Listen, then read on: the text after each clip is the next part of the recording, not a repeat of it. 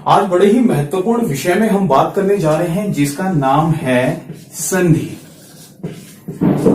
दोस्तों, इस विषय से संबंधित प्रश्न प्रायः सभी परीक्षाओं में आपसे पूछे जाते हैं, इसलिए इस वीडियो को आप अंत तक जरूर देखें। ज्यादा समय न लेते हुए सीधा मैं टॉपिक पे चलता हूं। हम बात करेंगे संधि। संधि मतलब प्लस यानी कि जोड़। संधि की हम परिभाषा की यदि हम बात करें तो हम संधि किसे कहते हैं, तो दो वर्णों के मेल को हम संधि कहते हैं। और अगर इसको आप और भी लेंथी करें तो दो वर्णों के मेल से जब एक कोई नया विकार उत्पन्न होता है, नया वर्ण बनता है, तो हम उसे संधि कहते हैं। यहां पर जो सबसे इंपॉर्टेंट चीज है वो है आपका वर्ण शब्द को समझना, क्योंकि यहीं से संधि का कार्य शुरू होता है। तो हमने जैसे बताया कि दो वर्णों के मेल को आप संधि कहते हैं। अब बात आती है कि संधि कितने प्रकार की होती है, तो इसका उत्तर भी इसी वर्ण में है कि कितने प्रकार की होती है। तो जितने प्रकार के आपके वर्ण होते हैं, जैसे कि हम जानते हैं वर्ण आपके होते हैं स्वर, व्यंजन और अयोग आवाज जिसे हम कहते हैं, यानी कि विसर्ग। इनसे संबंधित प्रश्न प्रायः सभी परीक्षाओं में आपको मिलेंगे। ठीक है, तो हमने बताया स्वर, व्यंजन और विसर्ग। तो संधि भी आपकी तीन प्रकार की होती है। कहने का मतलब सीधा सा है, जहां पर अब यहां हमने संधि बताई, संधि हमेशा दो वर्णों के बीच में होती है। आप इस चीज को समझिए, प्लस का जो निशान है, प्लस के निशान से पहले इसको हम कहते हैं पूर्व पद और उत्तर पद। जो संधि होगी उसका नियम होता है पूर्व पद का अंतिम वर्ण। दोस्तों, ये बहुत ही इंपॉर्टेंट है, क्योंकि किसी भी तीनों प्रकार की संधियों में सबसे महत्वपूर्ण जो अंश है, सबसे महत्वपूर्ण जो बात है वो यही है जो यहां अभी मैं आपको शुरुआत में बता रहा हूं। इस चीज के क्लियर होते ही मैं गारंटी देता हूं कि आप चुटकियों में किसी भी संधि को हल कर पाएंगे। तो मैंने जैसे कि बताया, पूर्व पद से पहले प्लस, क्षमा कीजिएगा, प्लस से पहले पूर्व पद और उसके बाद वाले को कहते हैं उत्तर पद। तो जो संधि होगी वो पूर्व पद के अंतिम वर्ण और उत्तर पद के प्रथम वर्ण में होगी। इस बात को आप क्लियर तरह से समझ लीजिए। अब हम किस प्रकार से ये बताएंगे कि ये जो भी संधि हुई है वो स्वर है, व्यंजन है कि विसर्ग है। तो जैसे यहां पे आपको बताया, यदि पूर्व पद में भी स्वर वर्ण हो और यहां पर भी आपका स्वर वर्ण हो, यदि दोनों साइड स्वर वर्ण होगा तो मतलब वह स्वर संधि वहां पर होगी।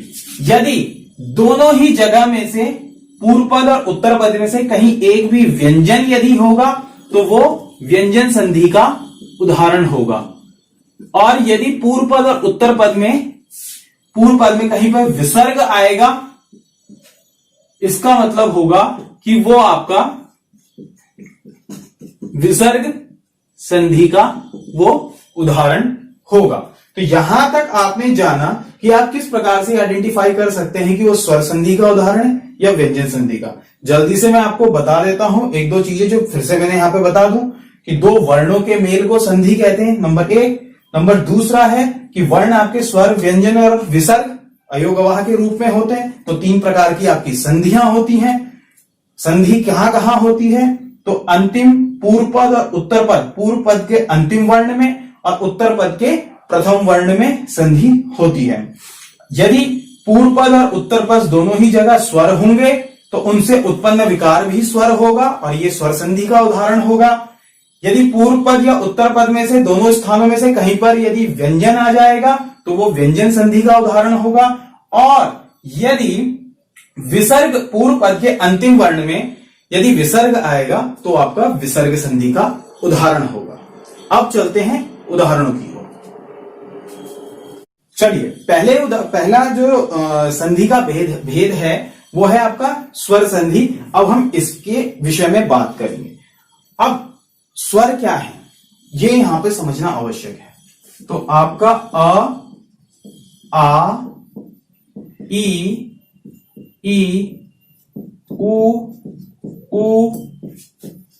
री, ए, ऐ, ओ और औ। जो बोर्ड में आप ये वर्ण देख रहे हैं ये आपके स्वर वर्ण हैं, और इन्हीं वर्णों के मध्य में जब पूर्व पद और उत्तर पद में यही वर्ण जब आएंगे तो वहीं पर आपकी स्वर संधि होगी। अब यहां पे अब स्वर संधि के जो भेद होते हैं 5 भेद होते हैं। एक होता है आपका सवर्ण दीर्घ संधि, गुण संधि,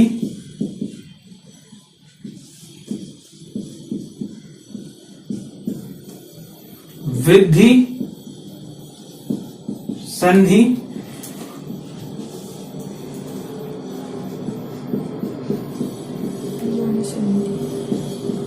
यण संधि, और 5वां भेद इसका होता है आपका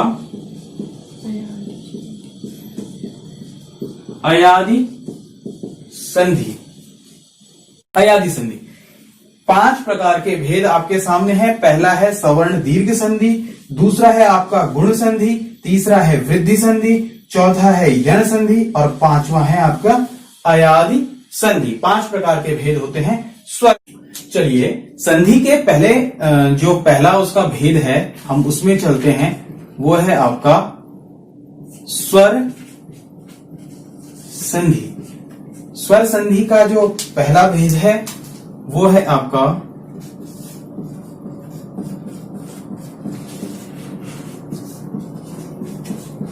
सवर्ण दीर्घ संधि। सबसे आसान संधि भी इसको कहते हैं। हम इसके कुछ उदाहरण देखेंगे। पहला उदाहरण देखते हैं हम यहां पे इसका पुस्तक जमा आलय। जो इसका रूप सिद्ध होता है आपका पुस्तकालय। उदाहरण देखेंगे हम इसका विद्या जमा आलय विद्यालय। नदी प्लस ईशः नदी शाह। और देखते हैं हम इसका कवि प्लस ईशः कवि शाह। एक और उदाहरण हम यहां पे इसका देखते हैं भानु जमा उदय भानुदय। अब यहां पर हम इसके नियमों का सरलीकरण करते हैं। नियम का सरलीकरण करना। जैसे कि आपने वीडियो के शुरुआत में देखा होगा, मैंने आपको एक चीज बताई थी कि हमेशा जो संधि होती है वो उसमें पूर्व पद और उत्तर पद 2 पक्ष तो होंगे ही, और पूर्व पद के अंतिम वर्ण और उत्तर पद के प्रथम वर्ण में संधि कार्य होता है।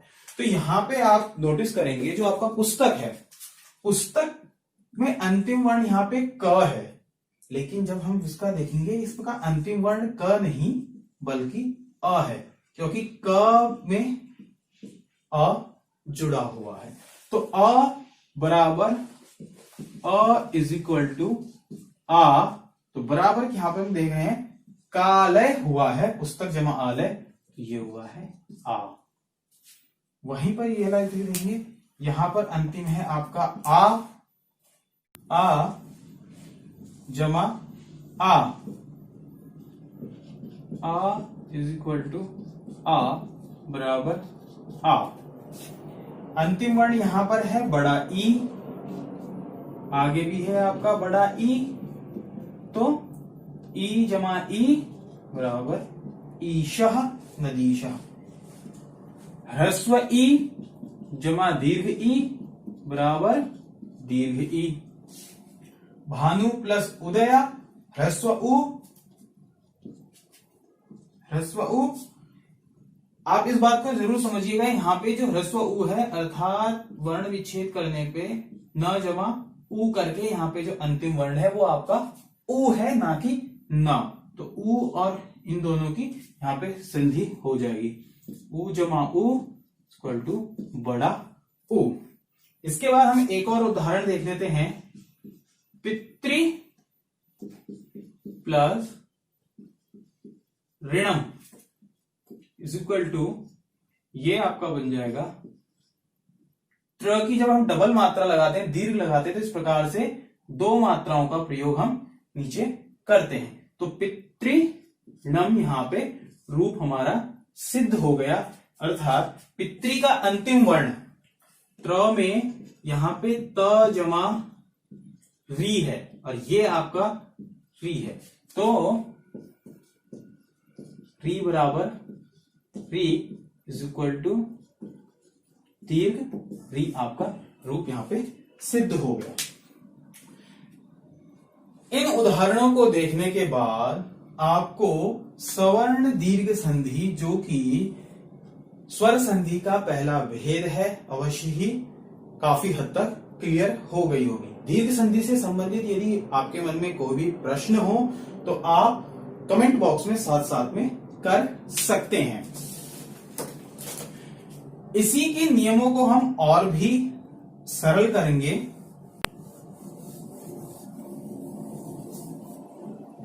वो इस तरीके से, अगर हम इसको फाइनल ही करें तो पहला जो दीर्घ संधि का नियम बनता है वो है कि यदि पूर्व पक्ष में अ या आ दोनों में से कोई भी हो और उत्तर पद में अ या आ जाए तो दोनों मिलकर आ बन जाता है। दूसरा इसका नियम है ह्रस्व ई या दीर्घ ई में से कोई सी भी आगे पूर्व पद या उत्तर पद में हो तो वो आपका दीर्घ ई बन जाता है। तीसरा नियम है ह्रस्व उ और दीर्घ उ का के बाद दीर्घ उ आ जाए तो वो आपका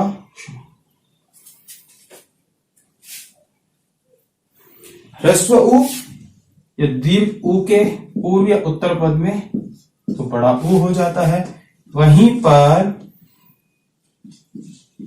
ह्रस्व री या दीर्घ री के बाद ह्रस्व री या दीर्घ री आए तो दोनों मिलकर आपका दीर्घ री हो जाता है। तो दोस्तों ये थी आपकी स्वर संधि। आशा है आपको विषय का स्पष्टीकरण हुआ होगा। यदि मन में किसी भी प्रकार के प्रश्न हो आप कमेंट बॉक्स में जरूर करें। धन्यवाद इस वीडियो को लास्ट तक देखने के लिए।